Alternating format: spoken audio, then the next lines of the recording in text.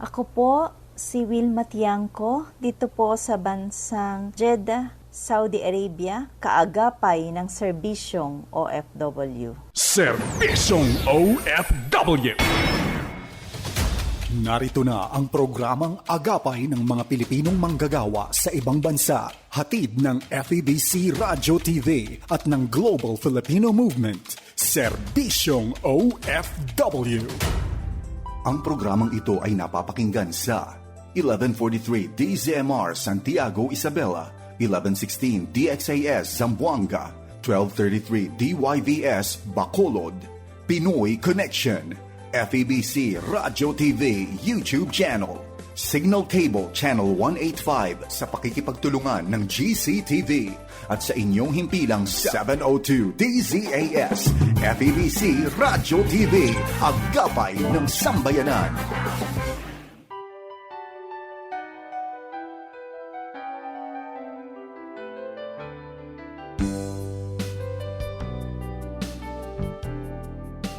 Happy Monday, Kaagapay. Good morning, good afternoon, at good evening sa iyo nakikinig sa Middle East countries, America, Europe, at sa iba pang bahagi ng Asia.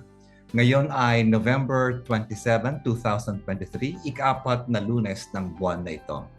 Well, it's another day para maging grateful sa Diyos dahil sa panibagong pag-asa, and another day para ipagpatuloy natin ang pangarap ng magandang buhay para sa pamilya. At balang araw ay muling magkakasama.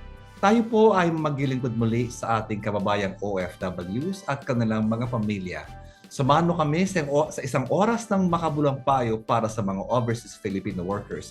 Ito po ang inyong lingkod, Pastor Harold Cruz. At ito naman si Melissa Cruz. Halina't samahan niyo kaming maglingkod sa ating mga kababayang Pinoy sa ibayang dagat at sa na kanilang mga pamilya dito lang sa serbisyong OFW FEBC Radio TV, miyembro ng kapisanan ng broadcaster ng Pilipinas. Mag-abroad ay di biro. Balak na magtrabaho sa ibang bansa, mga negatibo at positibong epekto nito sa buhay mo. Mag-abroad ay di biro. Mag-abroad ay hindi biro. Dito nga sa mag-abroad ay di biro, nais nating maibahagi ang iba't ibang factor para sa pag-decide kung dapat nga bang magtrabaho sa ibang bansa sa pagkataguyod ng pamilya. Gusto natin ipakita ang realidad na ang mag-abroad ay hindi biro. Well, Mili, no? Pag Pasko, ito ay supposedly ang pinaka-masaya na panahon sa mga bata. Ito yung time na bakasyon sa school. Kumbaga, at least meron akong mga 2 to 3 weeks na bakasyon. Nung panahon ko o panahon mo, yung normal yung caroling. And hopefully, yung time din na makita mo yung mga ninong at ninang mo na hindi nagtatago para makuha. Parang hindi na nga yata uso yun ngayon eh. Puro Gcash na lang ngayon. Puro Gcash na lang ngayon. Yung mga pinapadala. Oo. So, but anyway, yun nga. Last week we talked about yung depression during celebration. And kaya naman, pag-uusapan natin kasi it's not just the OFWs, pero marami po tayong cases na neglected yung parenting. And we've actually heard and talked to a lot of people who are still recovering from yung neglect nila, even though they're adults, when they were kids. Yung iba-iba po nating first, before we go into that, we'll talk about the different parenting styles. So may tinatawag po tayong parenting style na authoritarian. Ito yung ikaw yung parents pala yung laging tama. Ang laging may punishment, tapos laging medyo mataas yung expectation sa inyo. Ito yung usong-uso na parenting style, yung alam mo yung isang tingin lang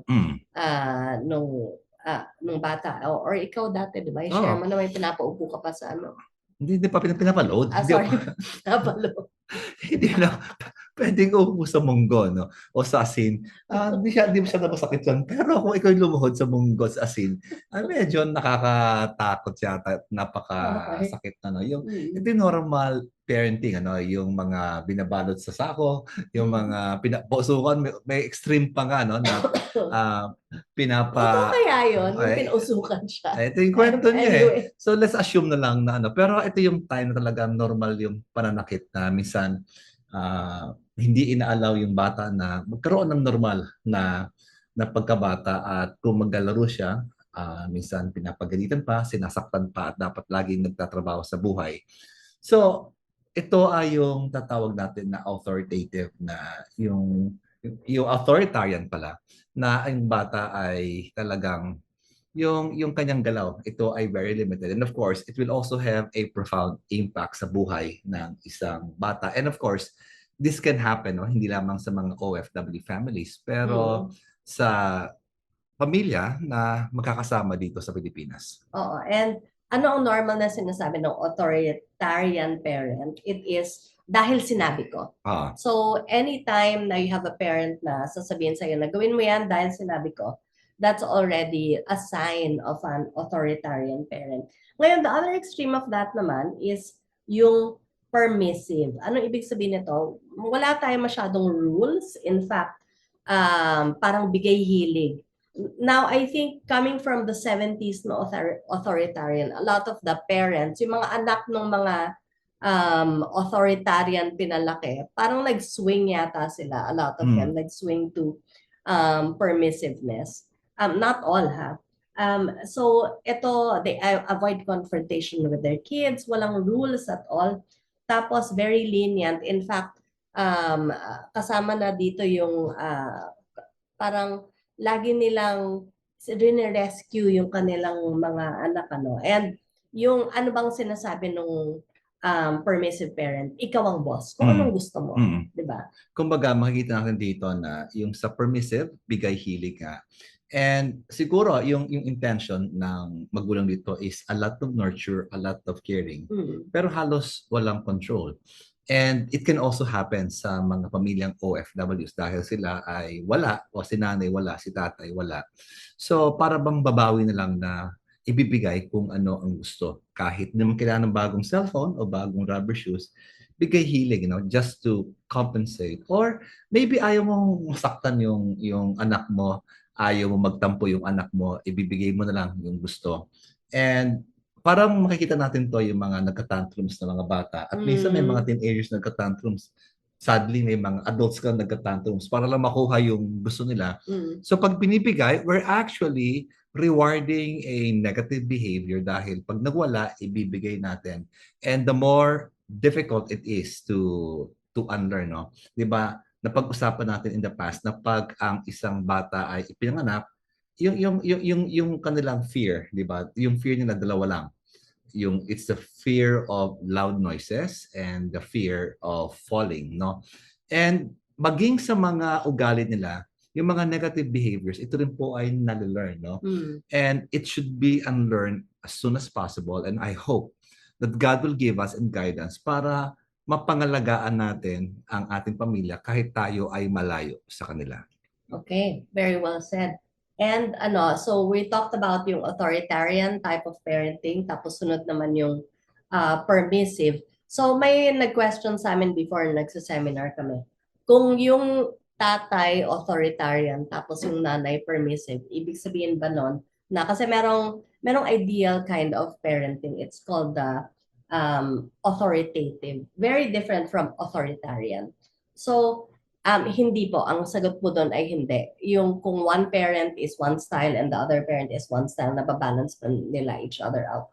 Usually, kung sino yung parent na mas malakas yung personality, yun yung usually nasusunod, ano. Pero if you and your spouse are listening right now, kailangan you have to be together in how you discipline your children. So, what is authoritative versus authoritarian? Ang authoritative, meron kang clear standards, kumbaga, meron ka pa ring control, pero mataas rin yung tinatawag natin na parang warmth or lambing sa ating mga anak. So, ang sinasabi usually ng authoritative parent ay pag-usapan natin, di ba?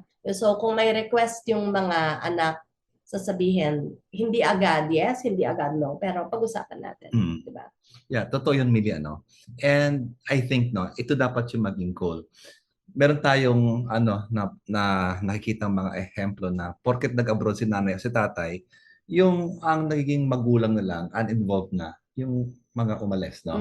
Na, and kung meron nangyaring hindi maganda, may ugaling na develop yung bata o may nangyari sa school, parang iniiwan na lang natin o sinisisi natin yung mga naiiwan na lang sa Pilipinas. And I hope and pray na patuloy tayo maging involved, no? Both the father and the mother will be involved in providing nurture and control, no? And at the same time, alam ko rin po na iba-iba yung mga kwento ng mga OFWs. May mga OFWs na wala ng asawa for whatever reason. Ang naging primary caregiver na lang ay kapatid o yung kanilang nanay, magulang nila. Pero dapat mabalanse pa rin po natin na you have to be in the same page. Ulitin ko po, no? Kasi whether you like it or not, pag kayo ay umalis, ang magiging primary caregiver na ay yung naiwan. Sigurado ba kayo na kaya ng mga bata na wala kayo at maibibigay ba yung tamang parental guidance doon sa anak nyong naiwan? Katulad ng ehemplong nabigay ko na at the age of 11, yung lalaking ito, siya na yung tumayong magulang. Of course, may mga kapitbahay sila. Pero ang siya na ang nagluluto sa kanyang mga kapatid at such a young age. Siya na yung, kung meron mga concerns sa school, siya na tumututok. Para bang 11 years old, parang sobra-sobra yung responsibility ng isang bata. And ito ay nasa neglect o nagkakaroon ng uninvolved yung magulang o bahala ka na dyan. So we really have to discern kasi katulad nga ng ating segment ngayon, mag-abroad ay hindi biro. So right now we talked about yung different parenting styles. So we talked about yung authoritarian, yung permissive, and yung hindi naman perfect pero yung tama lang, yung authoritative. And Pastor Harold also talked about yung sinasabi nating neglectful or uninvolved. Ngayon, ang sabi sa studies is, kung magkakamali ka man sa parenting style mo, kasi syempre hindi naman tayo perfect na parents na lahat tayo pwedeng sakto lang yung control sa ating nurture, Pero kung tayo daw ay magkakamali, let's err on the side of yung permissiveness daw. Pero between all of these parenting styles, ang malaki ang epekto sa bata, it's not yung authoritarian na yung super strict. Pero ang very, very, ang nakikita na malaking epekto sa mga bata is yung neglectful parenting. Anong sinasabi ng neglectful parent? Bahala ka na sa buhay mo. Yung parang wala na kaming pakialam, pwede mo gawin kung anong gusto mo. So these people probably have never heard from their or kung may kilala ko na yung sinasabi lang daw ng parents niya, kumain ka na, yun lang. So, and that's the extent of their... Kumain ka na o dumating ka na pala? Dumating ka na pala or matulog ka na or something like that. So, ang pag-usapan natin ngayon, actually, we're not going to delve into all four parenting styles. Pero, we've talked kasi to a few people and kailangan, a lot of them really, and maybe kayong nakikinig ngayon, paano ba mag-cope kung ikaw ay adult na, tapos pero yung childhood mo, ikaw ay neglected. Diba? So, and more often than not, kung tayo ay na-neglect nung tayo ay children, we'll also pass that on to our children. Diba? Yeah, siguro along that line na sinasabi po ni Sister Millie, no? Maraming mga magulang po ngayon ay sugatan. At without even knowing kung tayo po ay sugatan o tayo po ay wounded o tawagan ng sa trauma healing wounds of the heart, no? May sugat yung ating puso. Unconsciously, ay nasusugatan din po natin yung mga tao around us, even the people that we love, the people that we care for. So very unconscious po yun.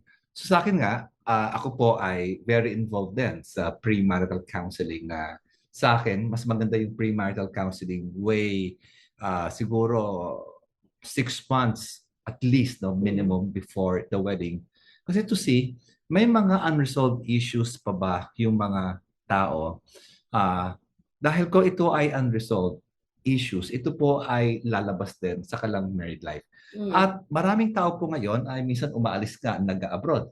Oo. At hindi maayos yung relationships, asawa, umiiwas. So can you imagine pag nagtrabaho sa ibang bansa, mas magnify pa yung mga issues at sadly, pwede po maging collateral damage yung ating mga anak.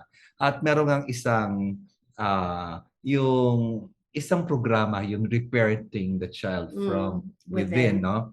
And in fact, plano kong umattend nung ano yan, for me to learn so I can help others because napansin ko po ngayon, no, na para bang isa sa pinakamalaking pangangailangan na i-address po ng mga simbahan ngayon is how can the church provide parenting sa mga young adults, sa mga young people, and even adults, and to show them ano ba yung tamang pamilya, ano ba yung tamang pag-aalaga sa mga tao, and we need examples, and I hope and pray that the church can provide that. Sadly, may mga pastor din po, sugatan din. So pag sugatan sila, can you imagine unconsciously, nasusugatan na nila yung mga miyembro nila. So dapat maging aware po tayo. Amen. Ano? It's true. We really need to be aware. And may actually tawag dito sa phenomenon na to. No? It's called CEN, C-E-N, na childhood emotional neglect.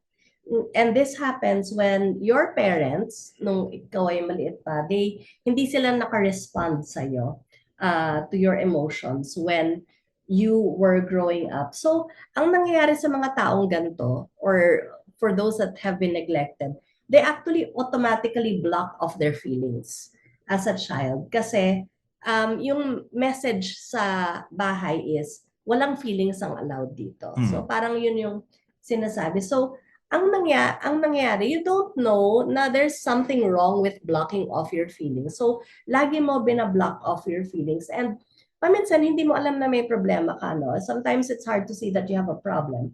And most children na in emotionally neglectful homes have no idea na kailangan pala na magka-feelings sila, ma-validate yung feelings nila, and to respond to them. And they also have a hard time in relationships. So how do you deal with that? So we're going to talk about yung strategies. Yeah, siguro yung pwede kong maidagdag dyan.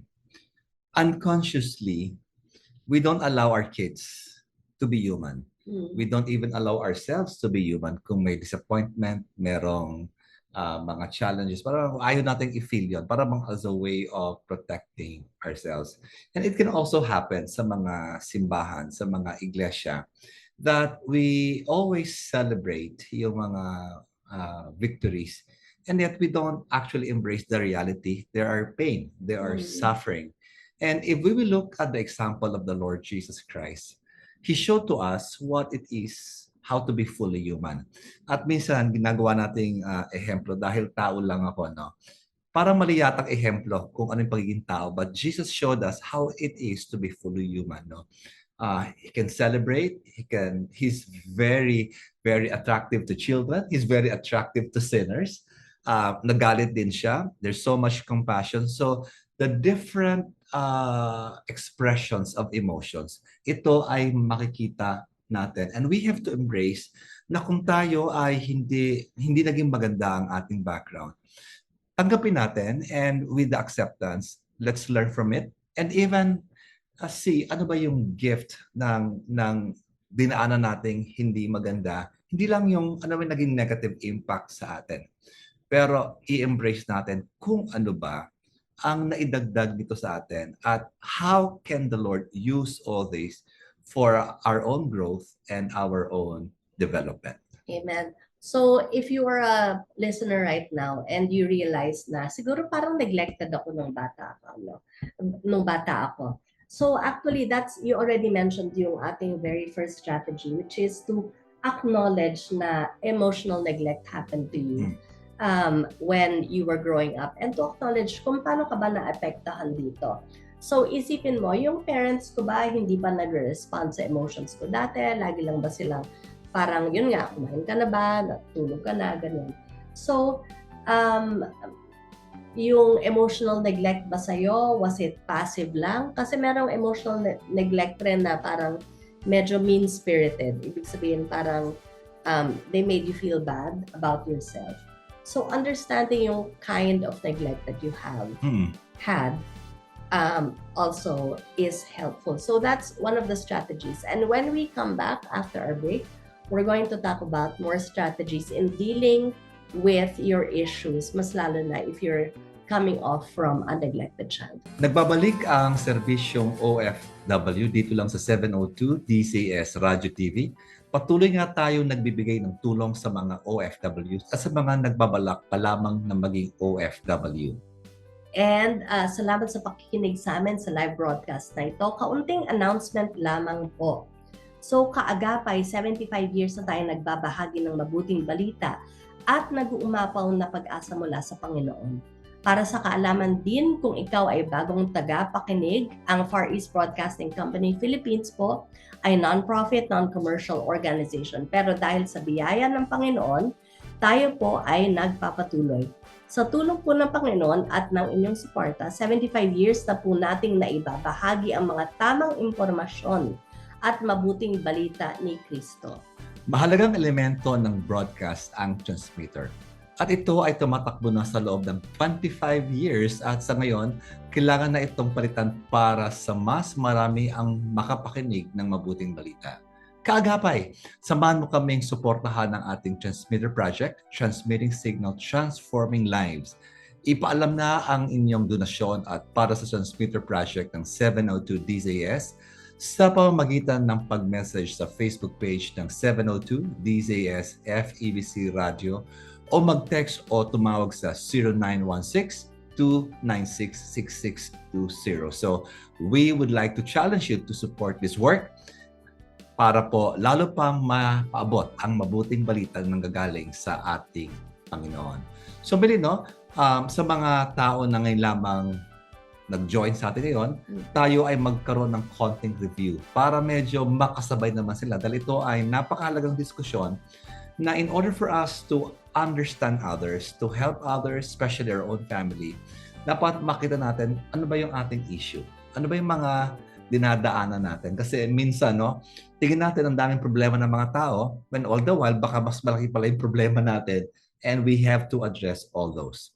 Amen. And if you just tuned in to us right now, we're talking about recovering, adults who are recovering from a childhood with emotional neglect. Kumbaga yung parang sinabi lang sa'yo ng magulang mo na, bahala ka na, no?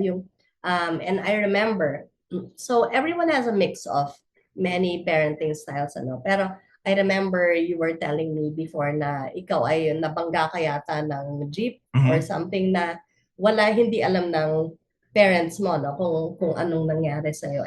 At nahulog na rin ako sa jeep, pero hindi ko na rin nasabi, hindi na umabot sa pamilya ko. So marami mga kwentong gano'n. And ito pwedeng mangyari sa pamilyang mahihirap.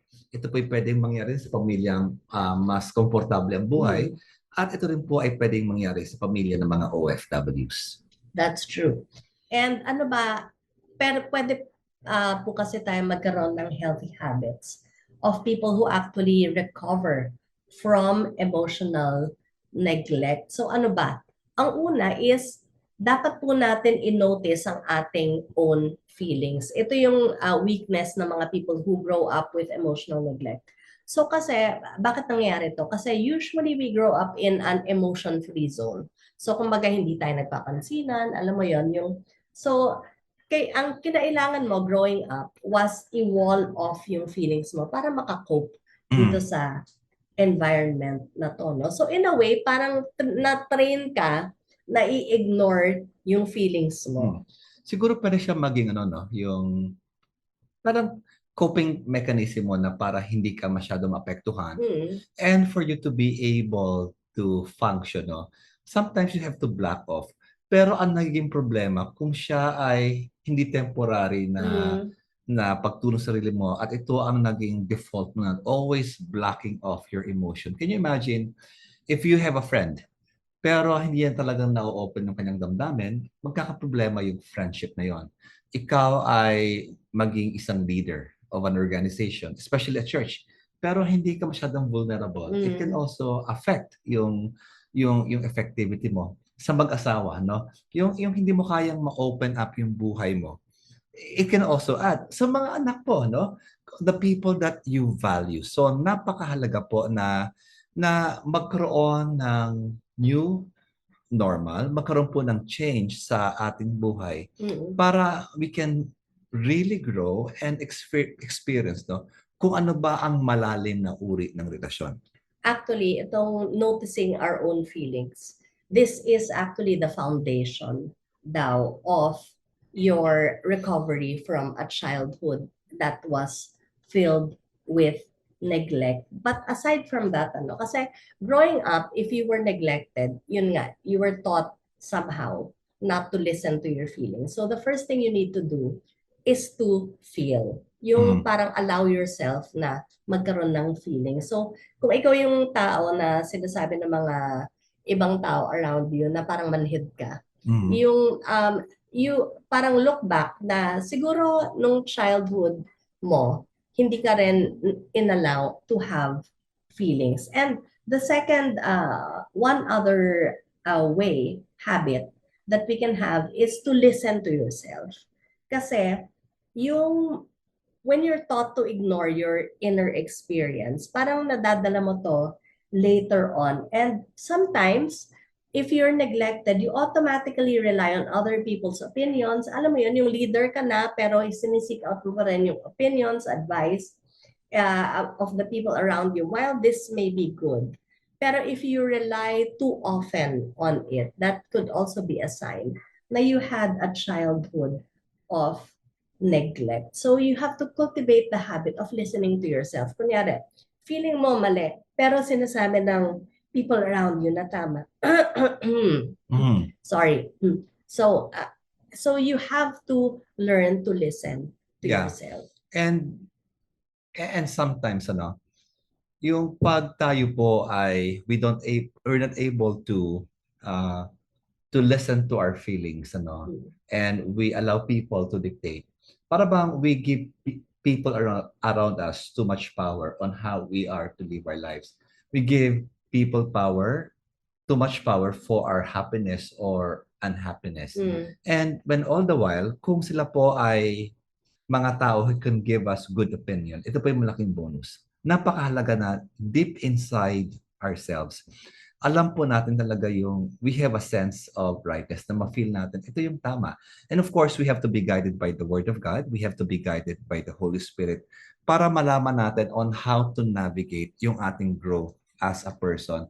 So kung kayo po ay sa mga OFWs natin, you are investing sa bahay. Kayo po nag-invest sa sasakyan, nag-invest po sa future nyo. Napakahalaga rin po na mag-invest po kayo sa inyong well-being. Mag-invest kayo sa inyong mental health. Kayo rin po ay mag-invest sa inyong spiritual growth na palaguin po natin. Because if we are okay, the people around us will be affected as well. If we have so much in us, then we have so much to give. Pero kung tayo po ay empty, laging kulang, there's nothing much to give. Kawawa rin po yung mga tao na kapalibot sa atin. Amen. And another habit actually na magugustuhan siguro ng listeners natin, another habit that you can cultivate is to actively seek enjoyment. What do I mean by this? So, first background, kasi may study ang Duke University na nagsabi na ang emotionally neglected kids daw, they go into adolescence na merong part ng structure ng brain nila na undeveloped. So, underdeveloped that is. So, ito daw yung tinatawag na ventral striatum, which is the area of the brain na nagre-register ng feelings of reward. So parang kung neglected child ka, parang hindi ka familiar sa feeling of a reward. So if it's undeveloped, don't fear kasi pwede mo daw i-develop to. And this is very fun to work with kasi you just have to pay close attention to ano bang gusto mo gawin and what do you love and enjoy. And then you have to actively ask for it or plan for it and structure it into your life. And then your brain can actually change doing that. Like you, di ba? You actively do things that you enjoy. And ako rin, paminsan. Although, time, if time permits, di ba? Siguro, no, yung one of the things that I always encourage people, no, maging ito ay pastor, ito ay staff, ito ay worker, OFWs, na sila ay magkaroon ng parang self-care. And sometimes we feel guilty kung tayo ay merong self-care na inaalagaan natin yung ating sarili, do nothing, at minsan yung trabaho ng trabaho. Pero hindi na binibigyan ng pahinga yung katawan o walang sense of enjoyment na yung ating buhay. And that is not good.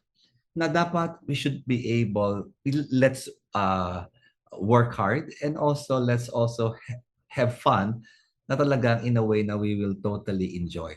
I remember, no, few weeks ago, 2 weeks ago, last week yata, no, meron kaming ginawang activity na ako, isang pastor at isang old missionary, and we went somewhere in Batangas at meron kaming activity yung ginawa yung we had fun, we have a wonderful time together.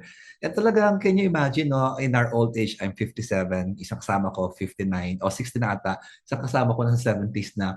And yet, we are just having so much fun. Nagluto kami, may ginawa kami activity, and para bang yung, tas tinext sa akin, nung isang medyo old missionary na I never had so much fun in such a long time. Talagang nag-enjoy siya sa let's do this again. And wala kaming ginawang ministry. Kumbaga, ay na yung ministry namin. Nag-minister kami sa aming sarili by investing in us. So, we can go back to work with so much energy and with so much excitement about life. That's true. No? And related to that, another thing that you can do or a habit that you can do is to keep an ongoing list of what you like and what you don't like. So your likes and dislikes.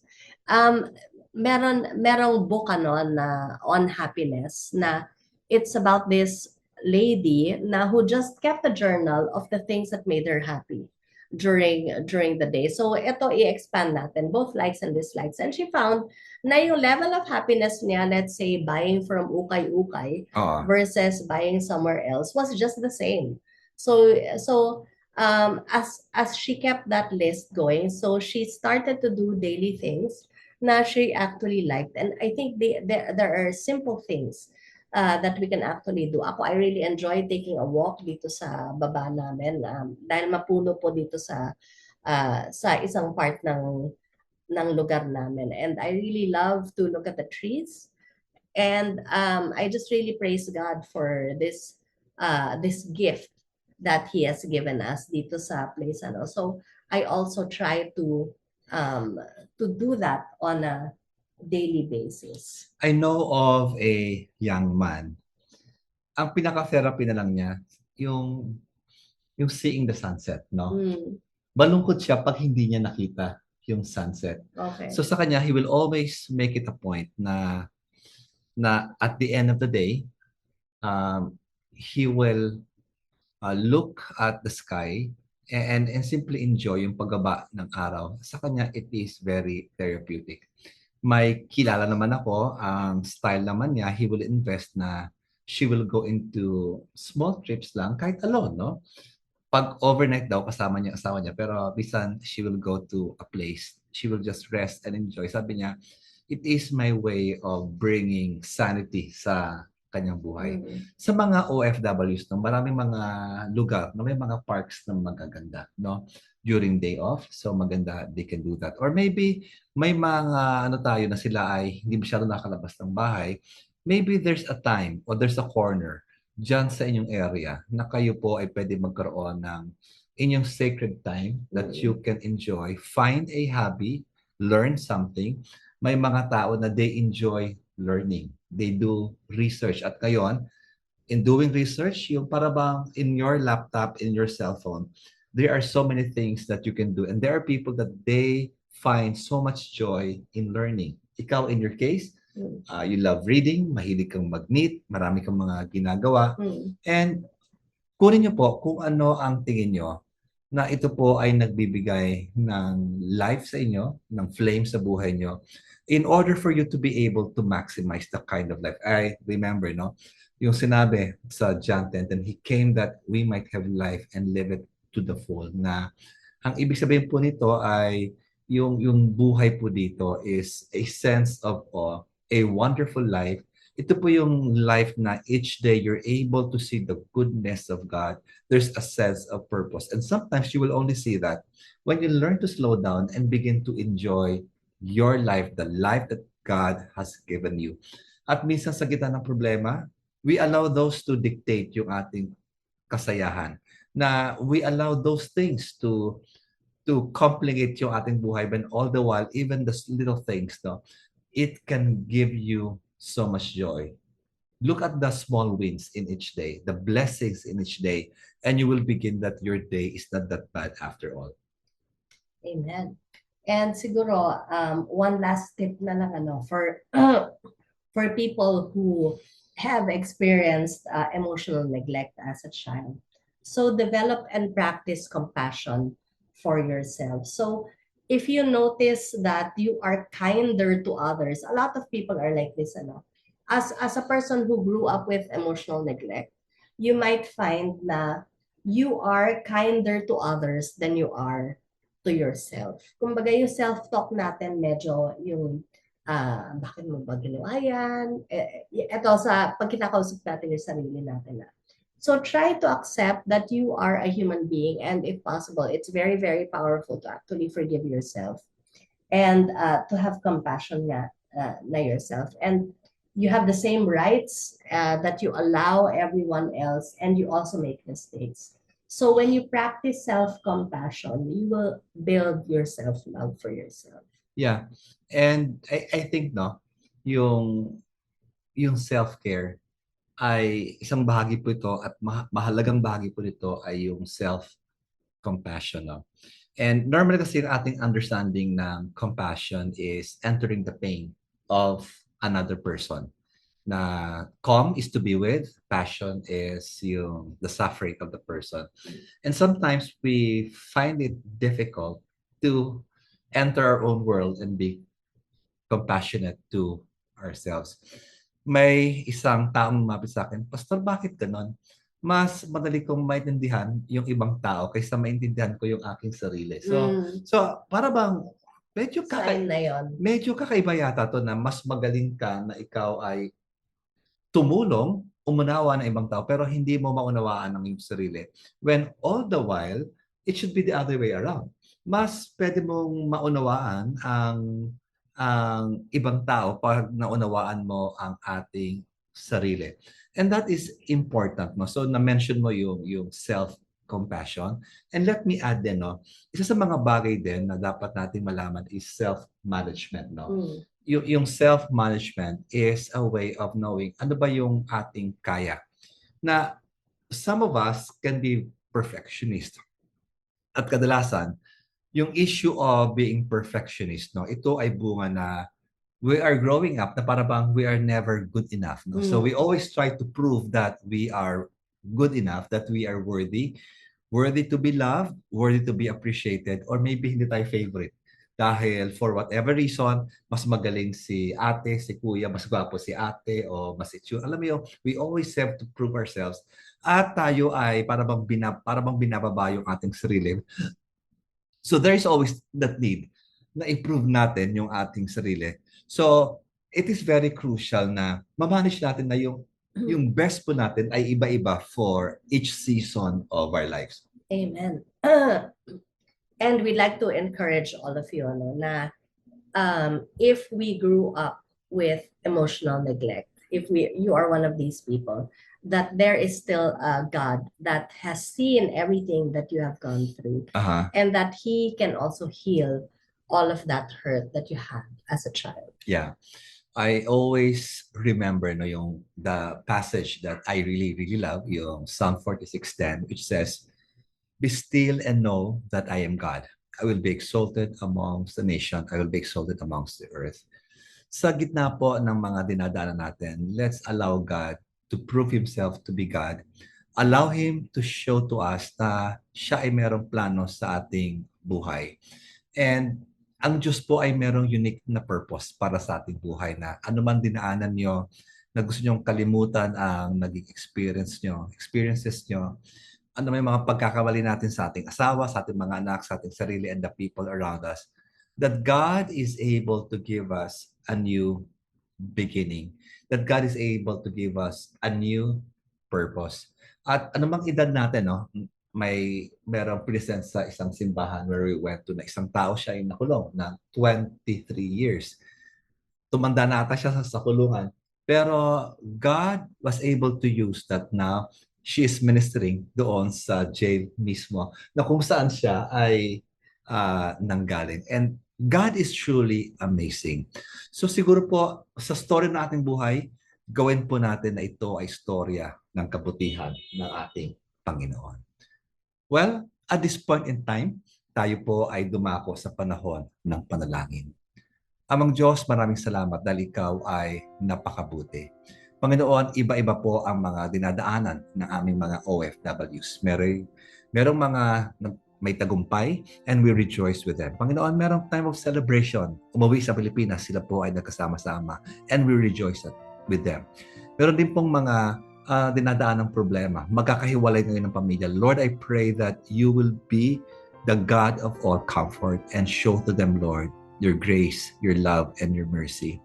Panginoon, may mga nakikinig din po sa amin ngayon na sila po ay merong dadaan ng trauma in the past. And even after now, Panginoon, dala pa rin po nila yung trauma na yon, yung impact ng trauma na yon.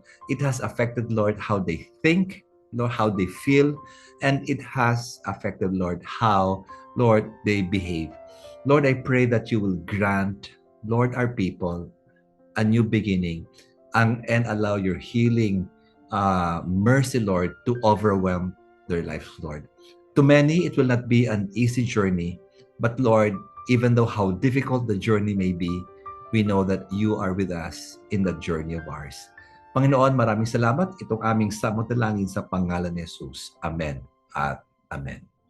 Kung kayo po ay meron pang ibang OFW concern, maaari kayong magbigay ng mensahe sa 702 DZS FEBC, Radio TV FB page at sa serbisyong OFW FEBC Radio.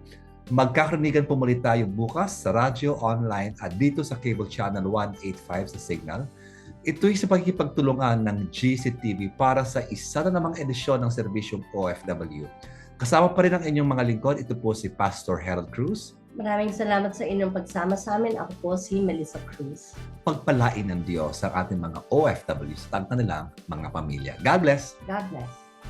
Ako si Rica Alonte Mabini ng Kuwait, kaagapay ng serbisyong OFW. Serbisyong OFW.